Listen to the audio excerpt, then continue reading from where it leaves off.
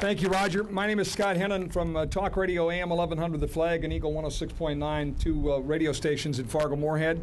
As well, I'm here as a board of director for the North Dakota Broadcasters Association, and on behalf of all broadcasters, bring a message today to all of you here. First of all, thank you for coming. You know, we're a long ways from Iran, and this microphone does not carry to Iran, unfortunately. But there is a way for each and every one of you and each and every one of us up here to ultimately leave here and make a difference. And that is, as others have said, to simply pray. Pray for common sense to prevail and for Roxana Saberi ultimately to be freed of her imprisonment in Iran. So we can do that. That's easy. Collectively, together. In fact, I'll tell you a quick story. I got a call yesterday from a customer of ours at the radio station who had to call me in the middle of the flood fight and tell me that his advertising needed to be pulled off the radio because he didn't have the money to pay for his advertising. And his wife was in poor health, and his business was failing, and he was one hurting fella. And he called me yesterday, 3 weeks after that first call, and he said, I want you to know, I've gotten a couple of jobs since I talked to you last, and I know you said you were going to pray for me and your wife was going to put me on the prayer chain at your church.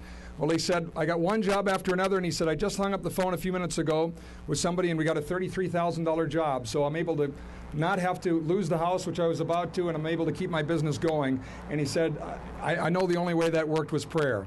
Now, obviously, to that family and to that business owner, that was a difficult situation, not unlike what the Saberis are going through, and prayer made the difference for them. Prayer can make the difference for Roxanne Saberi. So please, do everything you can to keep her and her family in your prayers, and we truly can make a difference. It happens every single day.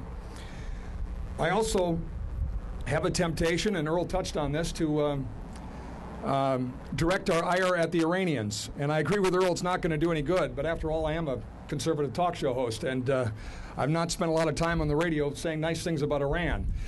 So I'm going to refrain from that today and resist that temptation.